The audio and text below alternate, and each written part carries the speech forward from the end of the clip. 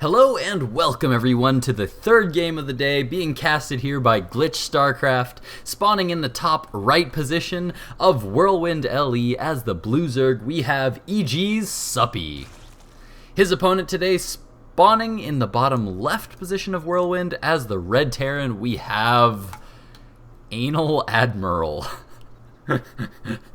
Yes, ladies and gentlemen, the famous StarCraft player, ANALADMIRAL. Yes, he's going to be spawning in the bottom left position here. So far, the professional StarCraft players that I have cast today have not had it so well. So far, every game that I've cast today has been a professional StarCraft player losing to someone on the ladder. So we're going to have to see if that's going to be the case here. Again, I've not watched any of these replays before, so we're watching these for the first time together. Fantastic. There's actually one thing that I forgot to mention, you guys, in the first two games, and that is that I got a new microphone. I don't know if you guys can tell, but I started using it on yesterday's cast for the very first time, and I got a blue snowball microphone, and this thing is fantastic. Oh my god. One of the biggest problems that I always had when I was casting before is that everyone would always complain about audio problems. Everyone would always complain that my mic sounded terrible or that my audio was bad and the sound was all terrible. And so I couldn't figure out for the longest time, like, what was it? Was there some setting that I had wrong? And in the end, I just ended up deciding, you know what? My microphone is crappy. I just have a terrible microphone. And so I ended up just saying, screw it, I'm buying a whole new microphone. So I scrapped my old microphone and I bought the a blue snowball because Day 9 uses it. That was my reasoning, is that Day 9 uses it and Day 9 has amazing audio quality. And I didn't want to spend too much money because I just don't have that much money to begin with. So I didn't want to spend too much money, and I ended up getting this blue snowball, which I hope it sounds good. Tell me, you guys, what you think about this new microphone and whether you think it sounds leaps and bounds better than the old one. You'd have to go back to games about a week ago, or no, not even before that. You'd have to go to games from like before I went to Korea, because ever since I came back from Korea, I had been using just a regular old headset, computer headset. Nothing special, so that's what I was using for a long time, and now I have switched into getting a new, legit, nice microphone. So let me know what it sounds like, let me know how you guys feel about it. So let's jump into this game and start talking about this game, shall we? Now, ANALADMIRAL has decided to go for a command center first, followed by this barracks, and so this is very suppy opening here for any Terran player. I'm really reluctant every time to say that guy's name. Anyway, Suppy's going for a very normal build as well. Both these players just kind of chatting a little bit about Suppy's more recent results. Suppy's a very good player, super good player, but he's also a student. He's been playing a lot in his spare time while he goes to UC Berkeley in California, which is actually not too far from where I am right now. It's about a half an hour drive.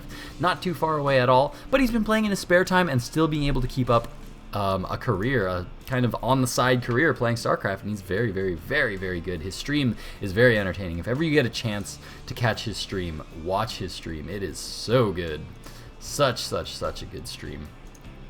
Anyway, ANALADMIRAL decided to go for this fairly early gas, and now he's going to be sending his scout out right now. This is something that's become much more common in this matchup. Terran players have gotten really good at defending any kinds of early aggression from Zerg players, so a lot of times they don't bother with that 10 scout like they used to, and a lot of times they'll push that scout back just a little bit and instead just play a little bit extra defensive at home, getting out the bunker, getting up a lot of Marines here as early as possible. So you can see the reactors coming down here fairly quickly, as well as the factory. Now, Suppy was unfortunate enough to get the latest possible scout. He sent his overlords in every way that ANALADMIRAL was not. And so he's getting the latest possible scout, but as you can see, his overlords are now going to be moving into position here fairly soon. One is going to be down here at the natural, so he's going to be able to see that his opponent is going to have this natural base up and running. So he's going to know from the timing of this, he's going to know that his opponent went for command center first, and this other overlord should be in position in time to get in here for a nice early scout into the main as well. Now, the third command center actually going up here for ANALADMIRAL. This is a very fast command center. It looks like he's getting ready to swap this factory onto this reactor, so he's going to be most likely going for some early Hellions, possibly some early Hellbats, but the fact that I don't see the armory going down and no starport going down tells me he is probably not going for the early Hellbat drops. Now, Suppy is back mining on gas again. Zergling speed has been completed. No other tech yet going down here, so far he's just saving that up in the bank. And no, I thought he had finally spent it on something. No, but we do have the third hatchery coming down here because he does see that his opponent's going for this base. So very, very nice, normal macro game so far from both of these players. If we check out the harvester count right now, we can see that ANALADMIRAL is actually down by quite a bit. 46 harvesters to 29. Suppy's in a fantastic spot in terms of workers. He's barely gotten anything but workers all game long. Notice that he doesn't have that many queens out on the field right now. Only 3 queens on the field right now. He does have one more on the way, so he's going to come up to a total of 4 queens on 3 hatches, so that's a little bit less than you usually expect. Usually Zerg players will get out 4 queens on 2 hatches, and then once they take that third, they'll get a 5th one up, so that they have 2 for spreading creep and being defensive, and then 3 for injecting on those hatcheries. But looks like Suppy's actually going to be skipping one in favor of getting out lots of extra drones early on. Double evolution chamber now down as well as all the other gas geysers going down. We see 2 more gas here being taken in the natural, 1 in the main still not mining quite yet, and he's quite oversaturated here in the main and natural. This is fairly normal just because he's going to be transferring some of his workers down here to this third pretty soon. But the first 4 Hellions are now out here for ANALADMIRAL, going to be doing poking right here into the third base as the very first thing he's going to do, and as you can see, yeah, he's going to get in here, but he's not going to be able to get any drone kills as Suppy's just going to be able to get out with that drone. Some lings are here. There are a couple of queens here able to defend here, already spreading creep into this direction as well as out into the center of the map and over to this towards this 4th as well. Now, as we can see with this third command center, this is very, very normal for a lot of Terran players to do. They get up that third command center, they'd be nice and defensive, wall off the front with a nice bunker, maybe apply some pressure somehow, either with Reapers or with Hellions, and then in the meantime they get up this third command center and they just build lots of SCVs till they're fully saturated on 2 bases because he doesn't have enough units to defend 3 bases, but this early command center allows him to get up a lot of extra workers very fast at the natural. And oh, nice little spread there by ANALADMIRAL as he's able to pick off quite a few creep tumors there with just 1 scan, and yeah, they are going to go down. Now he's just going to pull on back, and Suppy now has to respend a lot of energy trying to get those creep tumors back on up. Now if we check out the harvester count, we can see 64 harvesters to 49. As you can see, ANALADMIRAL starting to close that gap because of this third command center. So in the long term, he does start to do okay against that worker count. And as you can see, he's starting to feel a little bit more safer now. His army's supply is getting a little bit stronger. He has taken full control of the map with these Hellions out in the center of the map. But Suppy's just getting up lots of lings right now. We see +1/+1 coming down here for Suppy. We see the Baneling nest coming down as well, and we see the Spire just now being started as the lair finished up. So the Spire's now coming down. So it looks like Suppy's just going to be going for Ling, Muta, Baneling. But we see a ton of barracks going down here for ANALADMIRAL. So it looks like he's going to be going into a big bio play with Widow Mines and Medivacs here. So yeah, it's just going to be a standard bio Widow Mine play here. But oh, nice move from Suppy here as he's dropping the creep at that third. So that's going to deny this from going down for quite a while. Let's see, is it on hold position? Yeah, that's always the good thing. That's what you want to do.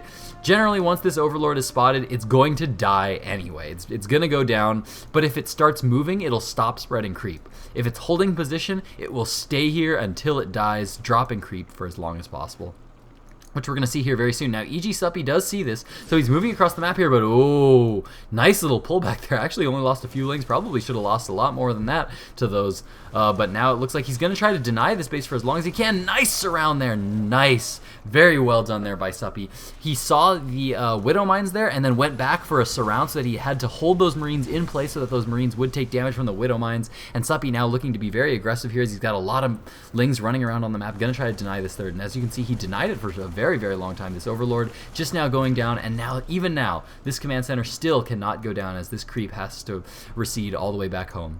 Behind this, Suppy is going to be taking his 4th, and if we look at the mini-map down here, look at Suppy's vision. Let's just go to just Suppy's vision. Look, Suppy sees absolutely everything. We're only at the 12 minute mark here, and Suppy sees every single base. He sees the entire center of the map, and the creep allows him to see everything on his side of the map.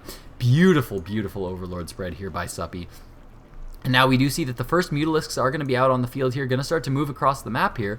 And are there a lot of turrets going down? Yeah, ANALADMIRAL is getting up those missile turrets in time in terms of upgrades. We see the +1 or +2/+2 now coming down here for ANALADMIRAL, as well as vehicle and ship plating coming down here. And so that's going to allow his Widow Mines to stay up just a little bit longer, so that they don't die quite as fast to those Lings as they come in and try to pick them off before they go off.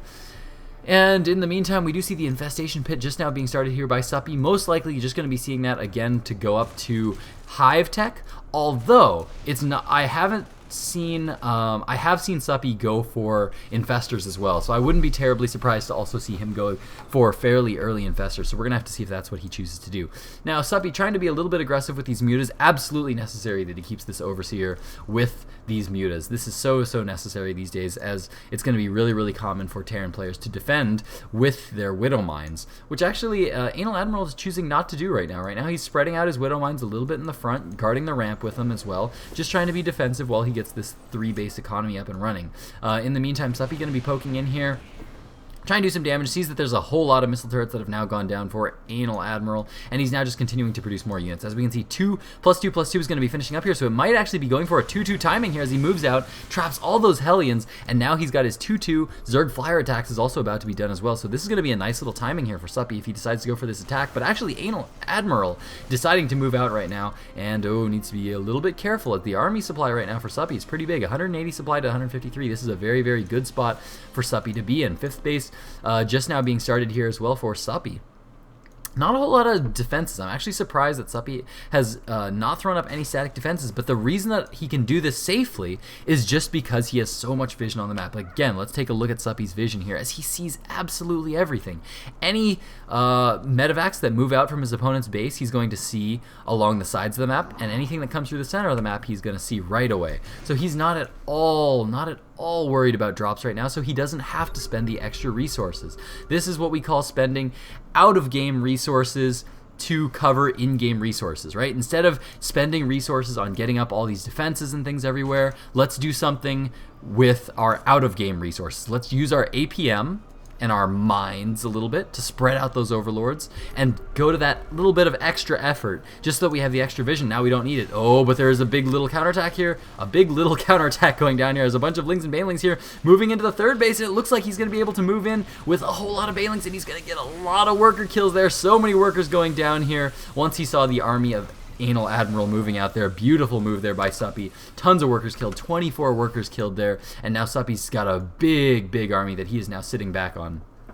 And again, this is all due to his vision. He saw that army of ANALADMIRAL move to the edge of his creep, so he had a bunch of units here in position to go for that counterattack, and now, once again, he's going to be going for a small counterattack. Suppy just splitting off a small group of Lings and Banelings here. Oh, that was a beautiful hit. As in the middle of the map, ANALADMIRAL is going to be stimming forward here, trying to do some damage, but here Suppy already has so many units, and he's so far ahead in supply that he's going to come in and deal a whole lot of damage, and now Suppy is in an absolutely fantastic position.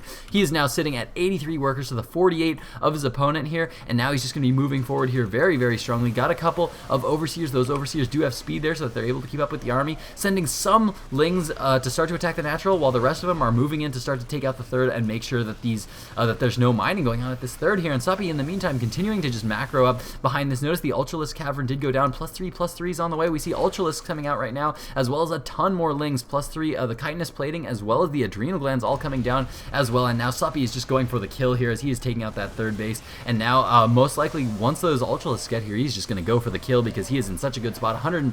Just hitting at 200 supply to the 71 supply of ANALADMIRAL, moving into the natural, and yeah, GG is going to come out of ANALADMIRAL. Fantastic game. Good luck at MLG, he says, because of course, for those of you that don't know, MLG Anaheim is coming up next week. You should definitely go check it out. I really wanted to go check it out, but I have a wedding to go to, so sadly I can't make that wedding or make that MLG tournament despite really wanting to go. Anyway, really well played game by both of these players, but Suppy just playing like an absolute beast. He's been playing so strong lately. He's just become such a good player. He's ridiculously good. Definitely be sure to check out his stream as well, as he's very, very informative. His stream, he teaches a lot on his stream, and so he's really, really, really good. Be sure to check that out. I hope you guys enjoyed that cast. I hope you guys enjoyed my new microphone, and thank you guys so much for watching. Hit that subscribe button, hit that like button. Check me out at twitch.tv/GlitchStarCraft. Follow me on Twitter at GlitchStarCraft and Facebook.com/GlitchStarCraft as well. Thank you guys so much for watching, and Glitch out.